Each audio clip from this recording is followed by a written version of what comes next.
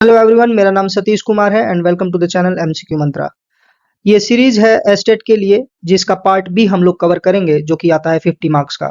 Estate का total paper जो होता है वो 150 मार्क्स का होता है, जिसमें कि 100 मार्क्स आपके सब्जेक्ट स्पेसिफिक के आते हैं। सब्जेक्ट स्पेसिफिक जैसे कि आपका हिस्ट्री, ज्योग्राफी या फिर इंग्लिश, हिंदी। ये पेपर जो है वो दो लेवल पे होता है, जिसे हम एस्टेट लेवल 1 और एस्टेट लेवल 2 कहते हैं। एस्टेट लेवल 1 जो है वो 9-10th के लिए रहता है, और एस्टेट लेवल 2 जो है 11-12th के जो टीचर बनना चाहते हैं उनके लिए रहता है। तो इस सीरीज में हम लोग प्रीवियस ईयर जितने भी क्वेश्चंस जो हुए हैं उनके 50 मार्क्स के questions art of teaching and other skills के कवर करेंगे।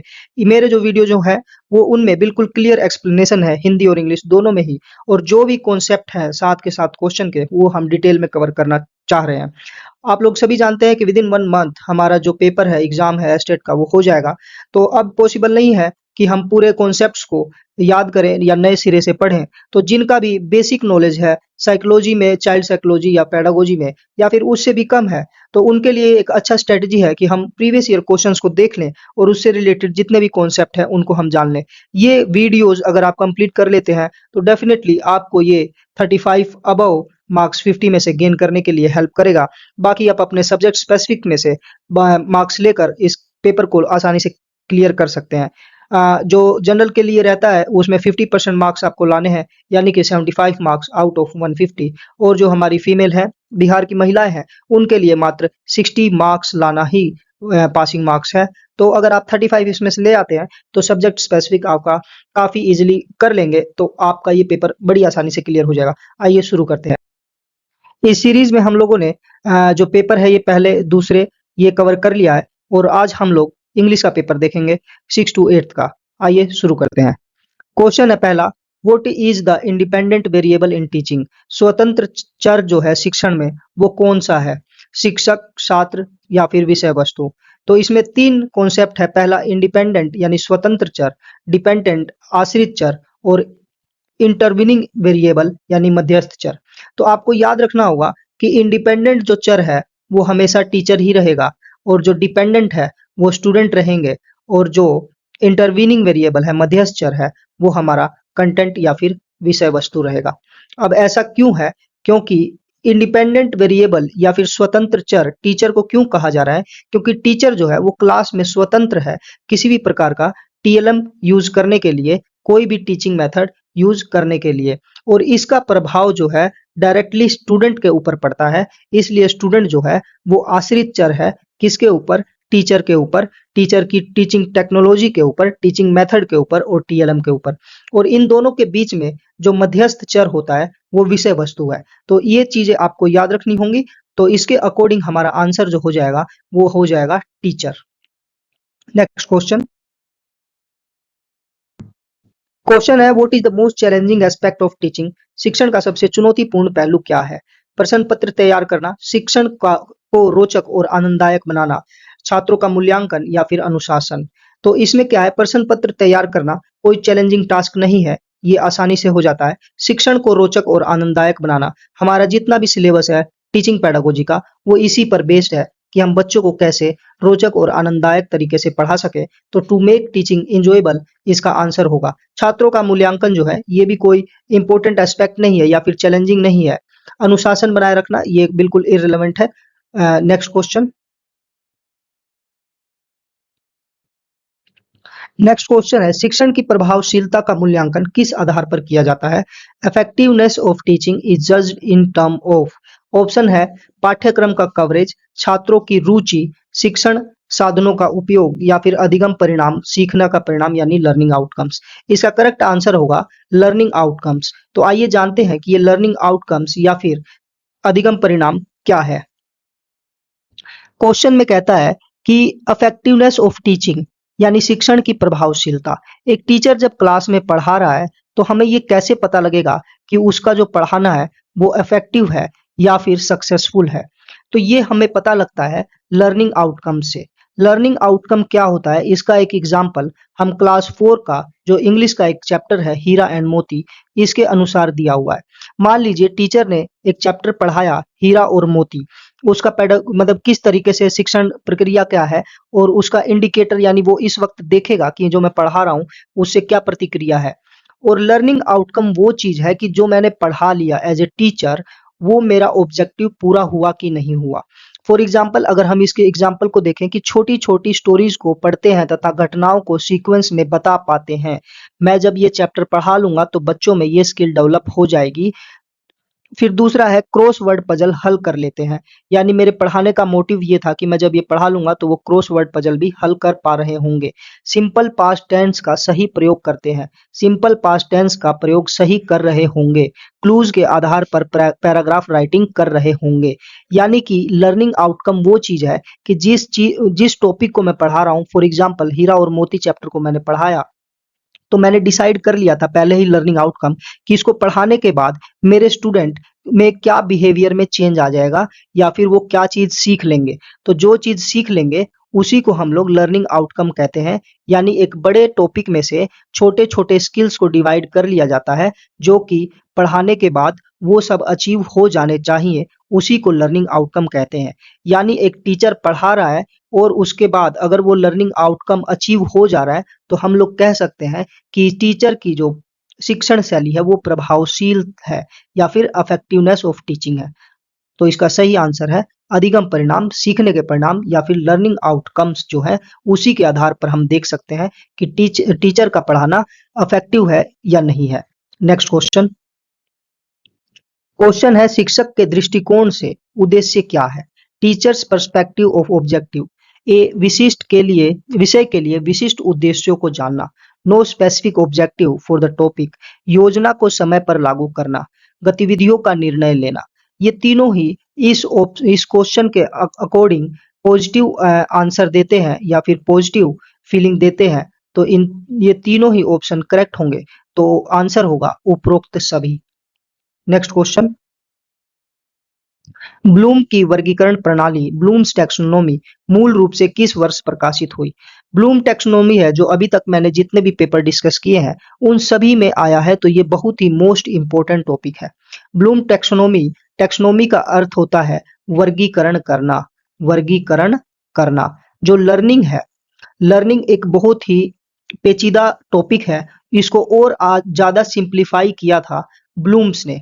इसके 3 डोमेन होते हैं। सबसे पहले था कॉग्निटिव, दूसरा था अफेक्टिव और तीसरा था साइकोमोटर। यानी कि इन जो भी ये साइकोलॉजिस्ट थे, इनका कहना था कि जब लर्निंग होगी तो ये 3 डोमेन को अफेक्ट करेगा। कॉग्निटिव जिसे कहते हैं कि सोचने का तरीका, हम लोग कैसे सोचते हैं और कैसे अपने मस्तिष्क में किसी भी प्रॉब्लम को सोल्व करने के लिए विचार करते हैं, ये हमारा मस्तिष्क से रिलेटेड है। दूसरा अफेक्टिव, अफेक्टिव जो है वो है उसके भाव, कैसा उसका चिंतन रहता है, कैसा उसका पॉजिटिव या फिर नेगेटिव तरीके से वो उसको समझता है। तीसरा साइकोमोटर, ये गतिविधि से आधारित है। तो जो कोग्निटिव डोमेन था ये दिया गया था बीएस ब्लूम के द्वारा। कौन से साल में? 1956 में दिया गया था। इसको रिवाइज करते हुए 2001 में चेंज किया गया था। इसमें पहले कुछ नाउन जैसे शब्द दिए गए थे, जैसे नॉलेज, कॉम्प्रिहेंशन, एप्लीकेशन। इस नाउन को चेंज करते हुए वर्ब की फॉर्म में ला दिया गया था, यानी remember, understand, apply, analyse, evaluate और क्रिएट।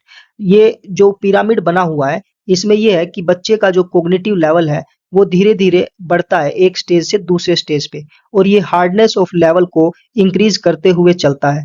रिमेंबर, याद रखना सबसे सिंपलेस्ट टास्क है एज ए कोग्निटिव टास्क। दूसरा अंडरस्टैंड, समझना, फिर उस समझी हुई चीज को अप्लाई करना, फिर उसके बाद एनालाइज करना, फिर सभी चीजों को इवेलुएट कर कर कुछ नया चीज क्रिएट कर देना। तो इसमें हमारा सही ऑप्शन हो जाएगा 1956। ब्लूम टैक्सोनॉमी को ओरिजिनली 1956 में पब्लिश किया गया था, जिसे साल 2001 में रिवाइज किया गया। Next question. क्वेश्चन है शो एंड टेल किस प्रकार की शिक्षण विधि है? दिखाना और बताना। तो ये है हमारी डेमोन्स्ट्रेशन मेथड। डेमोन्स्ट्रेशन मेथड का इस्तेमाल हम लोग किसी भी टॉपिक को समझाने के लिए करते हैं। उसमें हम लोग एक मॉडल को दर्शाते हैं और फिर उसको हम लोग समझाते हैं। फॉर इंस्टेंस, मान लीजिए आपको पृथ्वी के बारे में बताना है, तो आप ग्लोब को ले आएंगे, ग्लोब को बच्चों के सामने रखेंगे, उसे दिखाएंगे और उसके बारे में बताएंगे। तो ये हुआ डेमोन्स्ट्रेशन मेथड। इसमें हम उन चीजों का को समझाते हैं जो जिनको हम लोग असली रूप में दिखाना काफी खर्चीला होता है या फिर असली में उनको नहीं दिखा सकते। फॉर एग्जाम्पल ताजमहल, अगर आप लोग ताजमहल दिखाना चाहते हैं तो उसका एक मॉडल भी दिखा सकते हैं और उसके बारे में बता सकते हैं। ये हुआ डेमोन्स्ट्रेशन मेथड। ये आसान तरीका है। अब बच्चों को बिहार से आगरा ले जाकर उनको असली में एक ताजमहल दिखाना थोड़ा खर्चीला और टाइम वेस्टिंग होगा। उसके बजाय हम लोग डेमोन्स्ट्रेशन मेथड का यूज कर सकते हैं। लेक्चर मेथड जो है, लेक्चर मेथड में होता है एक टीचर सिर्फ बोल रहा होता है और बच्चे जो है वो पैसिव रूप से उसको समझ सुन रहे होते हैं। ये जो है एक टीचर सेंट्रिक तरीका है। टीचर सेंट्रिक तरीका है ये। और डेमोन्स्ट्रेशन मेथड है स्टूडेंट सेंट्रिक तरीका। आगे है डिस्कशन मेथड। इसमें किसी टॉपिक के ऊपर डिस्कस किया जाता है। समस्या समाधान विधि, इसमें क्या है कि पहले एक प्रॉब्लम प्रस्तुत की जाती है, बच्चों को उसका इंट्रोडक्शन दिया जाता है और फिर उस प्रॉब्लम को सोल्व करने के लिए कहा जाता है। हम एज ए टीचर उन बच्चों को उस प्रॉब्लम को सोल्व करने में मदद करते हैं एज ए फैसिलिटेटर बनकर। नेक्स्ट क्वेश्चन,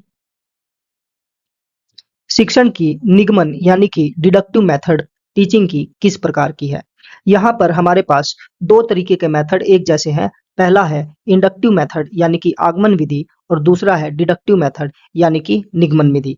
इन दोनों के बारे में अक्सर पूछा जाता है। तो इसमें इंडक्टिव मेथड में क्या होता है कि हम पहले बच्चे को एग्जाम्पल दे देते हैं, उसके बाद उसको जनरल रूल बनाने के लिए कहते हैं। फॉर एग्जाम्पल, मान लीजिए कि हम सिखाना चाहते हैं कि जो एक ट्रायंगल है या त्रिकोण है, इन तीनों का जो जोड़ होगा कोण का वो 180 डिग्री होगा। तो हम क्या करेंगे, पहले बच्चों को कुछ ट्रायंगल बनाने के लिए देंगे और डी या प्रोटेक्टर की हेल्प से उनके एंगल को हम लोग नापने के लिए कहेंगे और उनको ऐड करने के लिए कहेंगे। तो बच्चे देखेंगे कि पहले ट्रायंगल का जो सभी एंगल है उनका सम 180 डिग्री आता है। फिर उसके बाद दो तीन ट्रायंगल और बनाएंगे और उन सभी के एंगल को वो जब जोड़ेंगे तो देखेंगे कि सभी का जोड़ 180 डिग्री आ रहा है। तो फिर वो एक जनरल रूल बना लेंगे कि ट्रायंगल के कोई भी ट्रायंगल उसके सभी एंगल्स का जोड़ जो है वो 180 डिग्री ही आता है। लेकिन डिडक्टिव मेथड में क्या है कि हम लोग पहले ही उसको बता देंगे कि जो एक ट्रायंगल का जो एंगल सम है, सभी एंगल्स का सम जो है वो 180 डिग्री होगा और फिर हम उनको प्रॉब्लम सोल्व करने के लिए देंगे या फिर एग्जांपल्स देंगे करने के लिए। ये डिडक्टिव मेथड हुआ। तो इससे क्या होता है कि हम एक स्पेसिफिक से जनरल की तरफ जाते हैं, यानी कि कुछ स्पेसिफिक एग्जांपल लेते हैं और उसके माध्यम से हम एक जनरल रूल बना लेते हैं। जनरल रूल यानी कि सभी एंगल्स जो होंगे एक ट्रायंगल के उसका जब हम जोड़ेंगे तो वो 180 डिग्री होगा। इसमें क्या है कि स्टूडेंट एक्टिव रहते हैं। आप लोग देख रहे हैं कि बच्चे एक्टिव हैं प्रोटेक्टर से नापने में, ट्रायंगल्स को बनाने में, और वो फिर अपने से खोज कर कर भी सीखते हैं। इसमें क्या है, डिस्कवरी का कॉन्सेप्ट लगा रहता है। तो ये थोड़ा अच्छा कॉन्सेप्ट माना जाता है इंडक्टिव मेथड। लेकिन डिडक्टिव में हम लोग पहले ही एक जनरल रूल बता देते हैं और उसके आधार पर हम लोग एग्जाम्पल सोल्व करने के लिए देते हैं। तो ये हुआ जनरल से स्पेसिफिक की ओर जाना। ये थोड़ा टीचर सेंट्रिक होता है। टीचर इसमें अधिक भूमिका निभाता है। उसने पहले ही रूल बता दिया और उसके बाद बच्चों को प्रॉब्लम सोल्व करने के लिए दिया। ये एप्लीकेशन प्रैक्टिस यानी अनुप्रयोग अभ्यास पर आधारित है। तो फिर से हम लोग निगमन विधि यानी डिडक्टिव मेथड की ओर बढ़ते हैं। इसमें पूछता है कि ये किस प्रकार की टीचिंग है। पारंपरिक दृष्टिकोण है यानी ट्रेडिशनल, एक्सपेरिमेंटल अप्रोच प्रयोगात्मक, गेम बेस्ड है, ब्लेंडेड अप्रोच है। तो ये ब्लेंडेड बिल्कुल भी नहीं है, गेम बिल्कुल भी नहीं है, और एक्सपेरिमेंटल का लेना देना जो है वो इंडक्टिव से है। तो हमारा आंसर हो जाएगा पारंपरिक यानी ट्रेडिशनल अप्रोच। डिडक्टिव जो है वो ट्रेडिशनल अप्रोच है, पुरानी अप्रोच है। नेक्स्ट क्वेश्चन, क्वेश्चन है ह्यूरिस्टिक विधि यानी कि ह्यूरिस्टिक मेथड किसका योगदान है। ह्यूरिस्टिक मेथड एक पढ़ाने का तरीका है, मेथड है, टीचिंग का मेथड है। इसको दिया था आर्मस्ट्रॉन्ग ने। किसने दिया था? आर्मस्ट्रॉन्ग ने। अब समझते हैं कि ये ह्यूरिस्टिक मेथड है क्या। Heuristic method is a way of teaching in which students learn by self discovery, problem solving and exploration rather than being directly told by the teacher. कह रहा है कि अनुसंधान विधि एक ऐसी शिक्षण पद्धति है जिसमें विद्यार्थी स्वयं खोज, समस्या समाधान और अन्वेषण के माध्यम से सीखते हैं, न केवल शिक्षक द्वारा बताई गई बातों से। तो हमने जाना कि ये जो है डिस्कवरी मेथड है और इसमें बच्चे जो है लर्निंग बाय डूइंग सीखते हैं, लर्निंग बाय डूइंग। और ये जो है स्टूडेंट सेंट्रिक है, स्टूडेंट सेंट्रिक, यानी कि छात्र केंद्रित है। इसमें क्या है, learning by doing and discovering, करके सीखना और खोज कर सीखना। तो हमने देखा ह्यूरिस्टिक मेथड जो है किसके द्वारा दिया गया था, आर्मस्ट्रॉन्ग के द्वारा। और इसमें कैसे सिखाया जाता है, इसमें सेल्फ डिस्कवरी, प्रॉब्लम सॉल्विंग और एक्सप्लोरेशन यानी कि अन्वेषण के माध्यम से सिखाया जाता है। नेक्स्ट क्वेश्चन, एक अच्छे पाठ योजना यानी कि लेसन प्लान की विशेषताएं क्या है। Characteristics of a good lesson plan, पाठ की लंबाई, हमारे पास टाइम जो है वो लिमिटेड रहता है। फॉर एग्जाम्पल हमारे पास 35 टू 40 मिनट्स का एक पीरियड होता है, तो हमें पाठ की लंबाई भी देखनी जरूरी है कि हम उसको समय से बता रहे हैं कि नहीं। क्लास के अकॉर्डिंग ही हमें बताना होता है। फॉर एग्जाम्पल फिफ्थ क्लास जो है, फिफ्थ क्लास में अगर हम पेड़ पौधों के बारे में बता रहे हैं तो हम उसमें फोटोसिंथेसिस का पूरा केमिकल स्ट्रक्चर नहीं बता सकते या केमिकल फॉर्मूला नहीं बता सकते, बस हमें फोटोसिंथेसिस ऊपरी तौर से बताना रहेगा। फिर है प्राप्त करने के उद्देश्य, ये अति आवश्यक है कि हम जो बता रहे हैं उसके बाद बच्चे क्या सीख जाएंगे ये भी हमें पता होना चाहिए। तो इसका आंसर जो है उपरोक्त सभी होगा। नेक्स्ट क्वेश्चन, 5E मॉडल में निम्नलिखित में से कौन सा चरण शामिल है। 5E मॉडल जो है काफी इंपॉर्टेंट है, ये मैं दूसरी बार बता रहा हूँ, तीसरा ही पेपर है, यानी कि 2 आउट ऑफ 3 ये आ चुका है।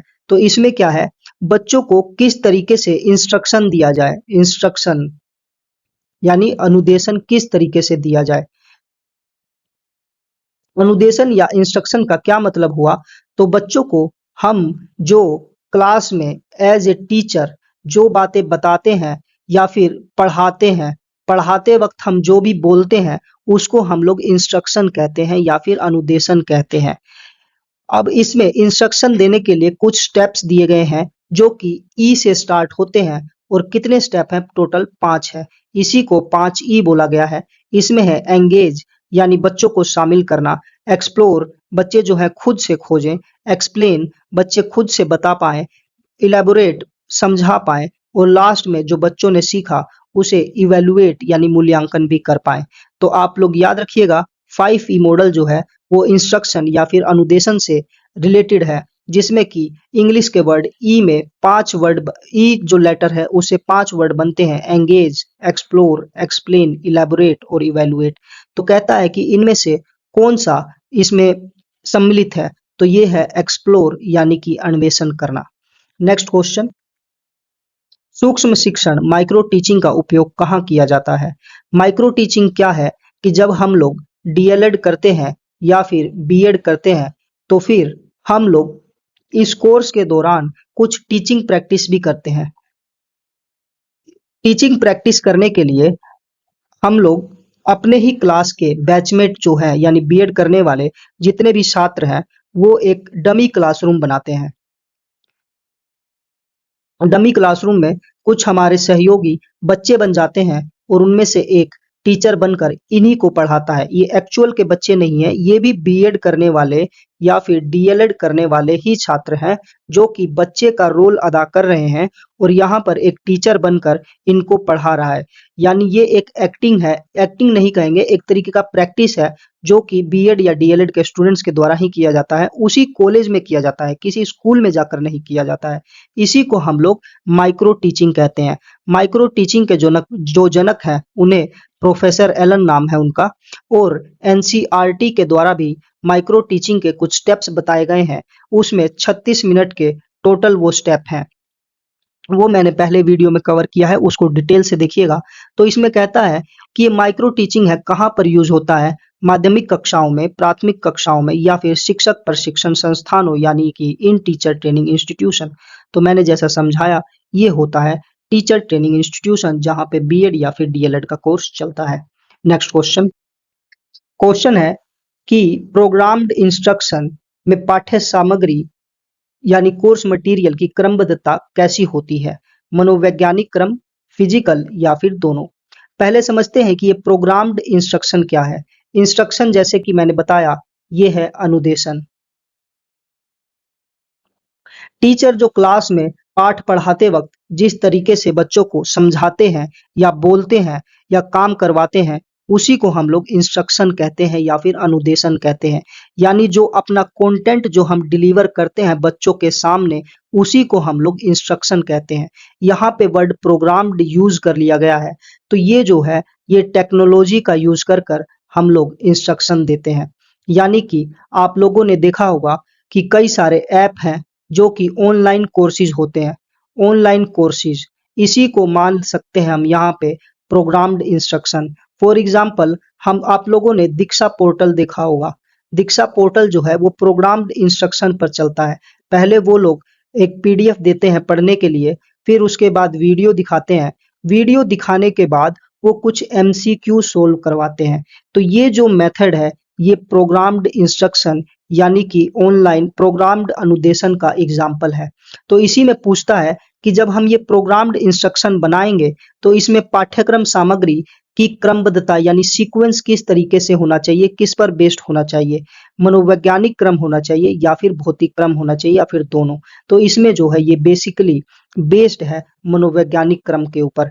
हमें नॉलेज होनी चाहिए साइकोलॉजी की कि कैसे हमको ये प्रोग्राम्ड इंस्ट्रक्शन जो है इसको प्रोग्राम करना है। तो इसका सही उत्तर जो होगा मनोवैज्ञानिक क्रम, फिजिकल से कोई लेना देना नहीं है। Next question. क्वेश्चन है कि कक्षा शिक्षण यानी क्लास टीचिंग समाप्त होने के बाद ब्लैक बोर्ड के साथ क्या करना चाहिए। ऑप्शन ए, किसी छात्र से ब्लैक बोर्ड साफ करवा लेना चाहिए। शिक्षक को ब्लैक बोर्ड साफ करना चाहिए। ब्लैक बोर्ड को वैसे ही छोड़ दे या इनमें से कोई नहीं। तो टीचिंग मेथोडोलॉजी जो होती है उसमें एक ब्लैक बोर्ड स्किल भी होता है। ब्लैक बोर्ड स्किल में ये आता है कि हमें किस तरीके से उस पे लिखना चाहिए, हमारी राइटिंग एकदम स्पष्ट होनी चाहिए, किस कॉर्नर पे कौन सा हमें इंस्ट्रक्शन लिखना चाहिए। उसी में ये भी है कि हमें ब्लैक बोर्ड खुद साफ करना चाहिए, ना कि बच्चे से करवाना चाहिए। शिक्षक को ब्लैक बोर्ड साफ करना चाहिए। Next question. पढ़ने में कठिनाई को क्या कहते हैं। Reading disabilities is known as. ये जो टॉपिक है वो डिसेबिलिटीज पर बेस्ड है और ये एक छोटा टॉपिक है इंक्लूसिव एजुकेशन का। इसमें कुछ डिसेबिलिटीज दी गई है जो कि है डिसलेक्सिया, डिस्कैल्कुलिया या फिर डिसग्राफिया। तो इसमें जो पढ़ने में कठिनाई होती है उसको हम लोग डिसलेक्सिया बोलते हैं। जो आपने मूवी देखी होगी तारे जमीन पर, तारे जमीन पर जो ईशान अवस्थी था उसको डिसलेक्सिया की प्रॉब्लम थी। डिसलेक्सिया में क्या होता है कि आपको लिखे हुए वर्ड जो है ये उड़ते हुए दिखाई देते हैं या फिर उल्टे बने हुए दिखाई देते हैं या फिर डांस करते हुए दिखाई देते हैं। बच्चा जो है जब लिखने जाता है तो पेज खत्म हो जाता है फिर भी हवा में लिखता रहता है। ऐसा उनके साथ होता है। कुछ न्यूरोलॉजिकल प्रॉब्लम होती है, उनके तार दिमाग के इधर से उधर हो जाते हैं बाय बर्थ, तो इसीलिए उनको ऐसा फील होता है। तो जो रीडिंग डिसेबिलिटी है वो डिसलेक्सिया है। एक अलग टाइप की डिसलेक्सिया होती है जिसमें बच्चा पढ़ तो लेता है परंतु वो क्या पढ़ रहा है उसका मीनिंग उसको पता नहीं लग पाता है। तो ये कुछ एग्जाम्पल है डिसलेक्सिया के। डिसकैल्कुलिया में यहाँ पे कैलकुलिया वर्ड है कैलकुलेशन से, तो वो मैथ से रिलेटेड है। आगे है डिसग्राफिया। डिसग्राफिया ग्राफ यानी कि ऐसे ऐसे ग्राफ बनाना यानी कि लिखना, ये लिखने से रिलेटेड है। ये जो है राइटिंग प्रॉब्लम है। तो ये सब भी पूछे जाते हैं। Next question. क्वेश्चन है कक्षा प्रक्रियाओं क्लासरूम प्रोसेसेस में कौन सा घटक शामिल नहीं है। कौन सा घटक शामिल नहीं है। विच component is not involve in the classroom processes. Expected learning outcome नहीं होगा तो हम लोग ठीक से नहीं पढ़ा पाएंगे या फिर ये नहीं चेक हो पाएगा कि हम जो पढ़ा रहे हैं हमारी जो पढ़ाने की शैली है वो प्रभावशील है या फिर हम लोग पढ़ाने में सक्सेसफुल हो रहे हैं। लर्निंग आउटकम मैंने पिछले ही क्वेश्चन में समझाया कि जो हम एक लेसन है उसको छोटे छोटे ऑब्जेक्टिव में बांट लेते हैं, उन्हीं ऑब्जेक्टिव को ही हम लोग लर्निंग आउटकम कहते हैं। आगे है छात्रों के अधिगम का मूल्यांकन करना। ये भी बहुत जरूरी है क्लासरूम प्रोसेस में कि जो हम बता रहे हैं वो बच्चों को समझ आ रहा है कि नहीं, ये कैसे जांचा जाए। तो बच्चों का टेस्ट ही ले लिया जाए या फिर उनका जो लर्निंग किया है उसी को इवेलुएट कर लिया जाए, जिससे हमें पता लगेगा कि जो हम पढ़ा रहे हैं उन बच्चों को समझ आ रहा है कि नहीं। शिक्षक के प्रदर्शन का मूल्यांकन। टीचर जो पढ़ा रहा है जिस तरीके से उसके परफॉर्मेंस का भी इवेलुएशन जो है वो क्लासरूम में नहीं होता है, ये बाहर होता है। या फिर कहीं और होता है, पढ़ाते वक्त नहीं होगा। तो ये जो है ये क्लासरूम प्रोसेस का हिस्सा नहीं है, ये कहीं और का हिस्सा है। फॉर एग्जाम्पल आप बीएड या फिर डीएलएड में पढ़ा रहे हैं, तो आपके प्रोफेसर आपको देख सकते हैं कि आपके पढ़ाने का तरीका कैसा है, और फिर आपको उसके ऊपर कुछ पॉइंट्स या टिप्स दे सकते हैं। लेकिन ये क्लासरूम प्रोसेस का हिस्सा नहीं है। क्लासरूम प्रोसेस का हिस्सा होगा expected learning outcome, assessment of students learning. Next question, पुस्तकालय में काम करने वाले व्यक्ति को क्या कहा जाता है? A person who works in libraries is called librarian. Very easy question. Next question, बच्चों को किताबों की आवश्यकता क्यों है? आलोचनात्मक सोच कौशल विकसित करने के लिए, क्रिटिकल थिंकिंग को डेवलप करने के लिए। जी हाँ, बुक इनमें हेल्प करते हैं। नेक्स्ट है खुद को समझने के लिए। जी हाँ, ये भी इसमें हेल्प करते हैं। तो ऑप्शन होगा ए और बी दोनों। नेक्स्ट क्वेश्चन, क्वेश्चन है छात्रों में अधिक मूल्यों यानी कि वैल्यूज को प्रभावी रूप से कब विकसित किया जा सकता है? ऑप्शन ए है जब शिक्षक बार बार मूल्यों के बारे में बात करे। ऑप्शन बी जब शिक्षक स्वयं उनका पालन करे। जब शिक्षक महान व्यक्तियों की कहानियां सुनाए। जब शिक्षक देवताओं और देवी देवताओं के बारे में बताए। तो इसका सही आंसर होगा जब शिक्षक स्वयं उनका पालन करे। बच्चे जो हैं अपने टीचर को काफी माइन्यूटली ऑब्जर्व करते हैं, और हम लोग एक मॉडल टीचिंग के बारे में भी जानते हैं कि बच्चे जो हैं वो मॉडल, उनके सामने जब हम रोल मॉडल रखते हैं तो उनसे काफी कुछ सीखते हैं। लर्निंग बाय मॉडलिंग जिसे कहा जाता है, तो ये इसी के आधार पर बेस्ड है। बच्चों के सामने अगर अच्छा मॉडल प्रस्तुत किया जाएगा तो वो उससे जरूर सीखेंगे या फिर उसको दोहराएंगे। तो यहाँ पर हम लोग मूल्यों को अगर सिखाना चाहते हैं तो उनके बारे में बात कर कर ये कारगर साबित नहीं होगा, या फिर महान व्यक्तियों की कहानियां सुनाने से भी कारगर साबित नहीं होगा। ये होगा जब शिक्षक स्वयं उनका पालन करे। फॉर एग्जाम्पल अगर टीचर जो है उनका टाइम पर आएगा तो बच्चे भी टाइम की वैल्यू सीख पाएंगे। टीचर जो है वो स्मोकिंग नहीं करेगा या स्मोकिंग को नफरत करेगा तो बच्चे भी स्मोकिंग को नफरत करेंगे। एब्यूजिव लैंग्वेज यूज नहीं करेगा तो बच्चे भी एब्यूजिव लैंग्वेज यूज नहीं करेंगे। तो हमें बच्चों के सामने एक अच्छा रोल मॉडल प्रस्तुत करना चाहिए स्वयं को हमेशा। नेक्स्ट क्वेश्चन, क्वेश्चन है वे शिक्षक छात्रों के बीच लोकप्रिय होते हैं जो, those teachers are popular among students who, अच्छे ग्रेड देते हैं, अतिरिक्त शुल्क लेकर कक्षा लेते हैं यानी ट्यूशन पढ़ाते हैं, या फिर help student to solve their problems. तो इसका सही आंसर होगा help student to solve their problems. ये जो है ये भी नेगेटिव आंसर है, और ये भी नेगेटिव फीलिंग देता है, परंतु ये पॉजिटिव फीलिंग देता है, इसीलिए ये इसका आंसर होगा। और अच्छा टीचर वही है जो बच्चों की प्रॉब्लम्स को सोल्व करता है। हम एज ए टीचर बच्चों के सामने प्रॉब्लम्स को रखते हैं, और उस प्रॉब्लम को डिफाइन कर कर हम उन बच्चों को उस प्रॉब्लम को सोल्व करने में मदद करते हैं एज ए फैसिलिटेटर बनकर। यही है प्रॉब्लम सॉल्विंग टेक्निक, जिसके माध्यम से हम बच्चों को सेल्फ एक्सप्लोरेशन यानी कि खोज विधि के माध्यम से उनको नई चीजों को समझने का या फिर सीखने का मौका देते हैं। नेक्स्ट क्वेश्चन, क्वेश्चन है छात्र को कड़ी सजा क्यों नहीं दी जानी चाहिए? तो ऑप्शन है छात्र में अध्ययन, शिक्षक और संस्थान के प्रति नकारात्मक दृष्टिकोण विकसित हो जाता है। बिल्कुल ठीक है, वो शिक्षक से झगड़ सकता है। नहीं, माता पिता शिक्षक की शिकायत कर सकते हैं। ये ऑप्शन जो है ये बनाए गए हैं खुद के द्वारा, लेकिन हमें इस तरीके से आंसर नहीं करना। इनमें से जो सबसे बेस्ट है उसको हमें चुनना है। तो वो सबसे बेस्ट आंसर है द स्टूडेंट में develop a negative attitude towards his studies, teachers and institution.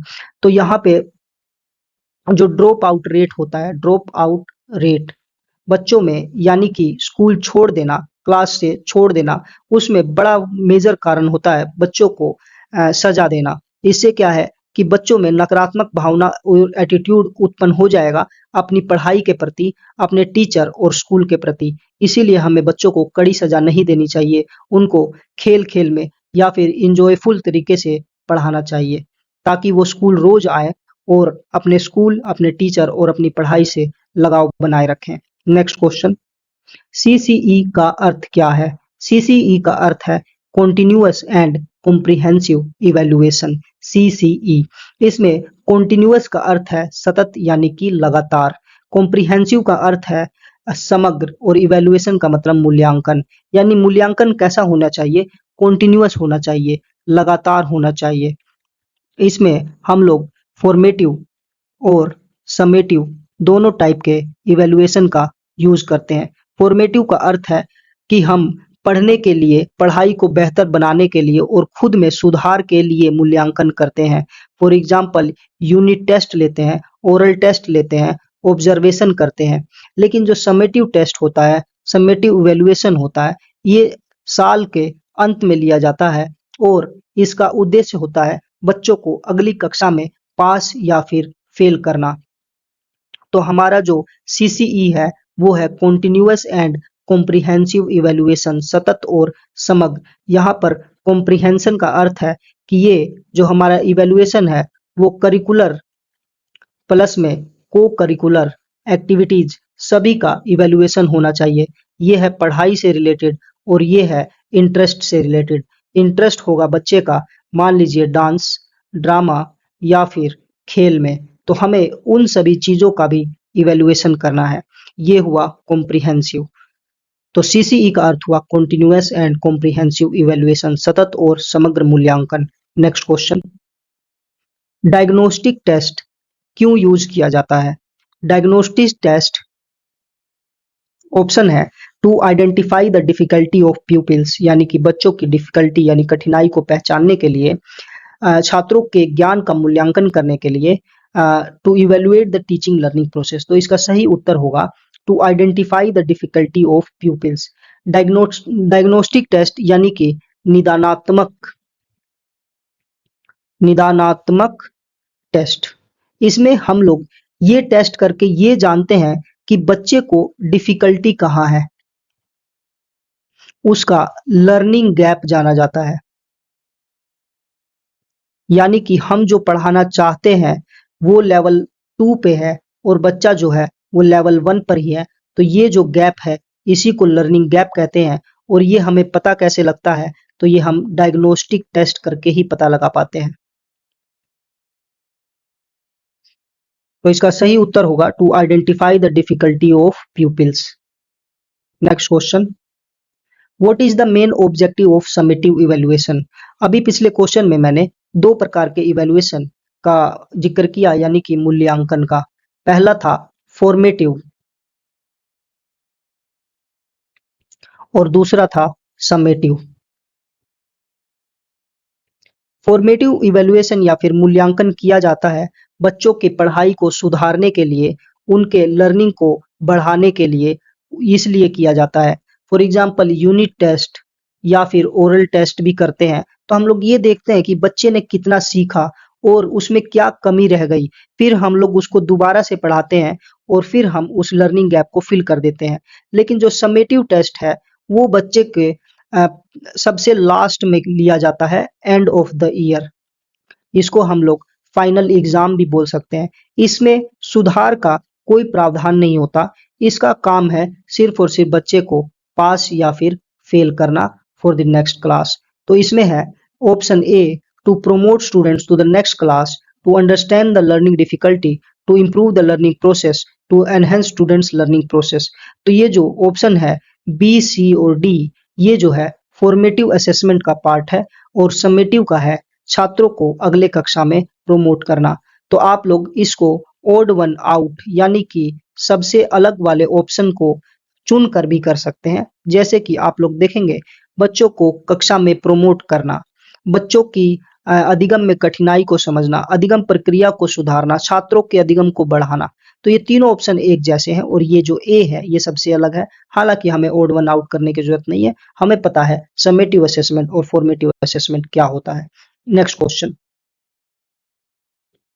Question है करिकुलम डेवलपमेंट किस आधार पर किया जाता है? यानी कि हम लोग जो पढ़ा रहे हैं उसका विकास आधार पर किया जाता है? करिकुलम यानी कि स्कूल की बाउंड्री के भीतर जो कुछ भी बच्चे को पढ़ाया जाता है वो करिकुलम में आता है। तो ये किसके आधार पर है? दार्शनिक आधार या फिर राजनीतिक आधार, मनोवैज्ञानिक आधार। तो यहाँ पर ये जो करिकुलम है इसमें सारा सिलेबस भी आ जाएगा और बच्चा जो कुछ भी सीखता है, गेम्स, डांस, जो भी कुछ है एक बाउंड्री के भीतर स्कूल की, वो करिकुलम में आता है। तो इसमें सिलेबस भी आ गया, गेम्स, डांस, जो भी तरीका है उनका, मोरल वैल्यूज जो भी सीखना है वो सब करिकुलम में आता है। तो ये दार्शनिक आधार पे भी बेस्ड रहता है पॉलिटिकल आधार भी रहता है और मनोवैज्ञानिक आधार तो रहता ही है। तो ऑप्शन होगा उपरोक्त सभी। Next question. क्वेश्चन है, यह कौन सा घटक है जिसमें विषय वस्तु, अधिगम अनुभव और अधिगम गतिविधियां शामिल होती हैं? It includes content, learning experience and learning activity. तो ये है हमारा करिकुलम। करिकुलम में सिलेबस भी आएगा, असाइनमेंट भी आएगा और लर्निंग असेसमेंट भी आएगा, कंटेंट भी आएगा, सब कुछ आएगा करिकुलम में। करिकुलम में करिकुलर एक्टिविटीज प्लस को करिकुलर एक्टिविटीज दोनों ही शामिल रहती हैं। Next question. An idea school is an ideal school is established in a। एक आदर्श विद्यालय किस प्रकार के क्षेत्र में स्थापित किया जाना चाहिए? शहरी क्षेत्र में, ग्रामीण क्षेत्र में या फिर प्राकृतिक क्षेत्र में? तो इसका उत्तर होगा प्राकृतिक क्षेत्र में, क्योंकि बच्चे जो हैं अपने नेचुरल सेटअप में सबसे बेस्ट सीखते हैं, उससे अच्छा कुछ नहीं है। Next question. Right to education का क्या अर्थ है? आरटीई जो है ये कानून है जो कि 2009 में लाया गया था और जिसे लागू किया गया था 2010 में। इसका फुल फॉर्म है right to education and free and compulsory education to 6 to 14 age children. जो है हमें राइट टू एजुकेशन के अंडर 6 से 14 वर्ष के बच्चों के लिए निःशुल्क और अनिवार्य शिक्षा देनी है। Next question. जब छात्रों को समूह में किसी विषय पर चर्चा करने का अवसर दिया जाता है तो उनके अधिगम वक्र के साथ क्या होता है? अधिगम वक्र जो होता है ये कुछ इस प्रकार का बना होता है। यहाँ पर एक लेवल के बाद अधिगम रुक जाता है, इसी को हम लोग अधिगम पठार कहते हैं या फिर लर्निंग प्लेट्यू कहते हैं। तो इसमें बोलता है कि अगर बच्चा मान लीजिए कि उसको हम लोग एक वक्त पे रुका हुआ है और उसको अपॉर्चुनिटी देते हैं अपने समकक्षों के साथ डिस्कस करने के लिए या फिर अपने से बड़ों के साथ डिस्कस करने के लिए, तो फिर उसके लर्निंग कर्व में क्या होगा? तो उसका लर्निंग कर्व बढ़ जाता है, इंक्रीज हो जाता है जब वो किसी विषय पर चर्चा करता है अपने समूह में। Next question. क्वेश्चन है, लिंग्वाफोन किसका उदाहरण है? विजुअल एड का, ऑडियो एड का, ऑडियो विजुअल एड का? तो लिंग्वाफोन ये है। यहाँ पर हमने कई फिल्मों में देखा है कि इसको इसके ऊपर रख दिया जाता है एक पिन जैसा और ये जब घूमता है तो इसमें से आवाज आती है। इसमें ना कुछ दिखाई देता है, इसमें सिर्फ और सिर्फ आवाज आती है। तो ये किस प्रकार का उदाहरण हुआ? ये हुआ ऑडियो एड का। Next question. Hands on learning क्या है? हैंड्स ऑन लर्निंग का अर्थ है लर्निंग बाय डूइंग। अपने हाथ से करके लर्निंग लेना, यानी करके सीखना, लर्निंग बाय डूइंग। तो ये है अनुभवात्मक, अवलोकनात्मक या फिर अन्वेषणात्मक। तो इसमें होगा एक्सपीरियंशियल लर्निंग, अनुभवात्मक लर्निंग। स्वयं से करना है तो अनुभव लेकर हमें अधिगम करना है। Next question. क्वेश्चन है, 1820 के दशक में ब्रिटिश के खिलाफ कई व्यापक विद्रोह हुए। निम्नलिखित में से कौन सा 1820 के दशक में विद्रोह हुआ? तो इसका सही उत्तर होगा संथाल। ये भी एनसीईआरटी का क्वेश्चन है, क्लास 9th का, सॉरी 10th का। नेक्स्ट क्वेश्चन है, अ, अगर अरुणाचल प्रदेश के तिराप में सूरज 5 बजे उगता है तो कांडला गुजरात में सूरज किस समय उगेगा? हम लोग जानते हैं ये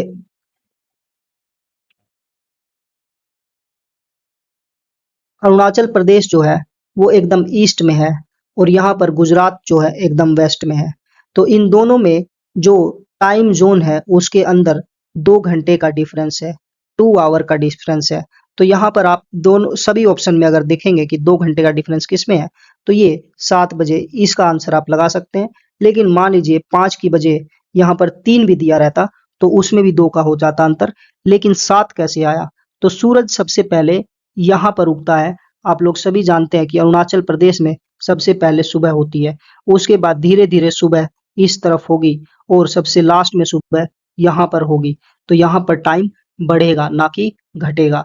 तो 7 बजे जो है गुजरात में सुबह होगी। Next question.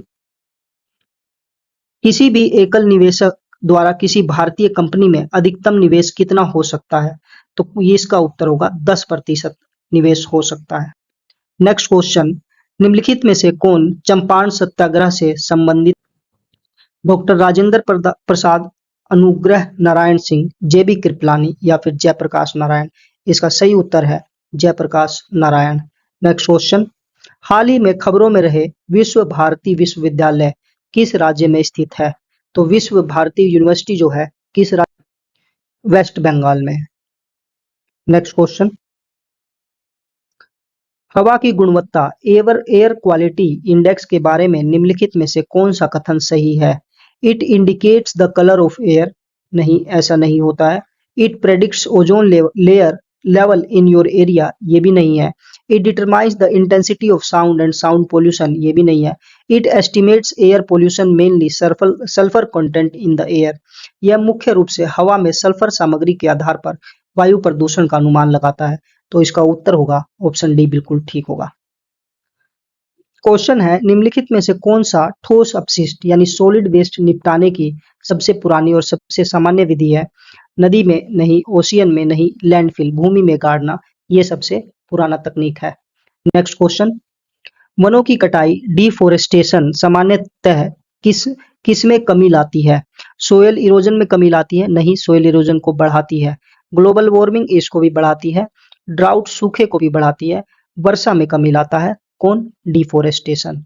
नेक्स्ट क्वेश्चन है, यूएनएफसीसी का पूर्ण रूप क्या है? तो इसका सही उत्तर होगा United Nations framework convention on climate change. Next question, Kashmir घाटी में पाई जाने वाली वनस्पति का प्रकार कौन सा है? तो इसका सही उत्तर होगा टेम्परेट वेजिटेशन यानी कि समशीतोष्ण वनस्पति। नेक्स्ट क्वेश्चन, यदि किसी वर्ग का एक पक्ष 7 मीटर है तो उसका क्षेत्रफल ज्ञात कीजिए। वेरी इजी, मान लीजिए ये एक स्क्वायर है यानी वर्ग, इसका एक साइड 7 मीटर है तो सभी साइड 7 मीटर होंगे और इसका एरिया निकालना होगा। तो ये होगा ए स्क्वायर या फिर 7 गुना 7 इज इक्वल टू 49 स्क्वायर वर्ग मीटर। तो सही उत्तर होगा 49 square metre. Next question,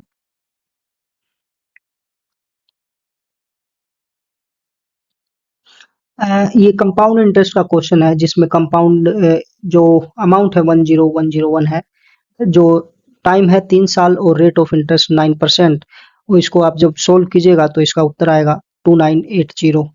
next question, इसको सोल्व करने के लिए दिया गया है, काफी इजी क्वेश्चन है। इसका आंसर हो जाएगा 167.568, ऑप्शन बी। नेक्स्ट क्वेश्चन कहता है the LCM of two number is 2 to 5 and the ratio 5, find the other number if one number is 25। तो इसका फॉर्मूला होता है HCF into LCM is equal to number 1 into number 2। तो इसमें जब हम लोग रखेंगे तो ये हो जाएगा 2 to 5 into 5 is equal to 25 into x. तो यहाँ से कट जाएगा 5 से और यहाँ से कट जाएगा 5 चौके 20 और 5 5 25। तो ऑप्शन डी इसका सही उत्तर होगा। नेक्स्ट क्वेश्चन, ये टाइम एंड सॉरी ये डिस्टेंस और हाइट का क्वेश्चन है ट्रिग्नोमेट्री से, ये हमेशा ही आता है तो आप लोगों को इसका भी कॉन्सेप्ट समझ लेना है।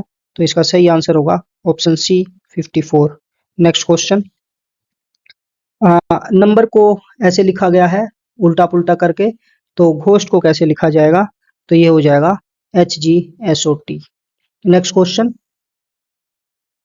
इसमें पीनट मूंगफली, choose the word which is least like the other words, यानी कि 3 मिलते जुलते हैं और एक नहीं है। इसमें हुआ पीनट, ग्राम, मस्टर्ड, तो ये तीनों मिलते जुलते हैं और जो राइस है वो सबसे अलग है। नेक्स्ट क्वेश्चन, यदि 1 8 5 1 4 है अहेड तो हमें बताना होगा 3 1 3 8 5 क्या होगा? तो यहाँ पर ए का न्यूमेरिकल वैल्यू 1 है, एच 8वें नंबर पर आता है, ई जो है 5वें नंबर पे आता है, ए 1 नंबर पे आता है और डी जो 4 नंबर पे आता है। ये कैसे पता लगा? ये A1 B2 C3 D4 इस तरीके से है। तो उसी तरीके से 3 1 3 8 5 का क्या हो जाएगा? तो CACH और फिर ये ई CACHE, ये रहा क्वेश्चन। नेक्स्ट क्वेश्चन है तस्वीर में एक लड़की की ओर इशारा करते हुए हर्षिनी ने कहा, यह नेहा की माँ है जिसका पिता मेरा बेटा है। तो आगे क्वेश्चन है नहीं, मिसिंग है, तो इसमें नन ऑफ दीज कर कर आगे बढ़ सकते हैं। तो ये था आज का हमारा चैप्टर। इसमें हमने एस्टेट का एक प्रीवियस ईयर पेपर डिस्कस किया, जिसका हमने पार्ट बी में जो 50 क्वेश्चन होते हैं, टीचिंग स्किल और अदर स्किल, इनके हमने 50 क्वेश्चंस को हल किया। हमने डिटेल से सभी कॉन्सेप्ट्स को भी कवर किया है और कई सारे कॉन्सेप्ट्स जो हैं वो रिपीट हो रहे हैं, तो जिससे हमें की आइडिया लग रहा है कि कौन से टॉपिक से क्वेश्चंस बिल्कुल आ सकते हैं। जैसे कि ब्लूम्स टैक्सोनॉमी जो है वो काफ़ी इम्पोर्टेंट है। और भी चैप्टर टॉपिक है, 5E मॉडल है, और मेरिल्स का मॉडल है, और असेसमेंट भी आता है, जिसमें बार-बार हम लोग देख रहे हैं समेटिव और फॉर्मेटिव असेसमेंट। तो हमें पता लग रहा है कि क्वेश्चन जो है इन्हीं टॉपिक से आ रहा है और हम लोग इन टॉपिक्स को डिटेल में कवर करते जा रहे हैं। तो आप लोग अगर इन सभी क्वेश्चंस को देख लेंगे प्रीवियस ईयर जो कि मैं समझा रहा हूँ, तो आप बड़ी आसानी से 40 plus marks out of 50 gain कर पाएंगे। तो जब आप 40 मार्क्स यहीं ले लेंगे, तो आपको अपने सब्जेक्ट स्पेसिफिक में 30 मार्क्स भी अगर मिल जाते हैं, तो आपका एस्टेट जो है वो क्वालिफाई हो जाएगा। आपके पास अगर समय कम है, तो आप प्लीज़ इन सभी चैप्टर्स को, सॉरी, इन सभी वीडियोज़ को ज़रूर देखिए, इन क्वेश्चंस को समझिए, बार-बार देखिए। और ये सब वीडियो बनाने में काफ़ी मेहनत लगती है। अभी मेरा चैनल नया है, तो मोटिवेट करने के लिए आप लोग इसे शेयर ज़रूर कीजिए, लाइक कीजिए, ताकि मैं भी बना सकूँ वीडियोज़। अभी रात के 12 बजने वाले हैं और कल सुबह स्कूल भी जाना है मुझे, तो फिर भी मैं आप लोगों के लिए वीडियोज़ बना रहा हूँ। तो थोड़ा-सा मोटिवेशन देने के लिए आप लोग ज़रूर शेयर कीजिए, लाइक कीजिए, और मैं इस सीरीज़ को जल्दी ही कंप्लीट कर लूँगा। Thank you very much. फिर मिलते हैं। Good bye.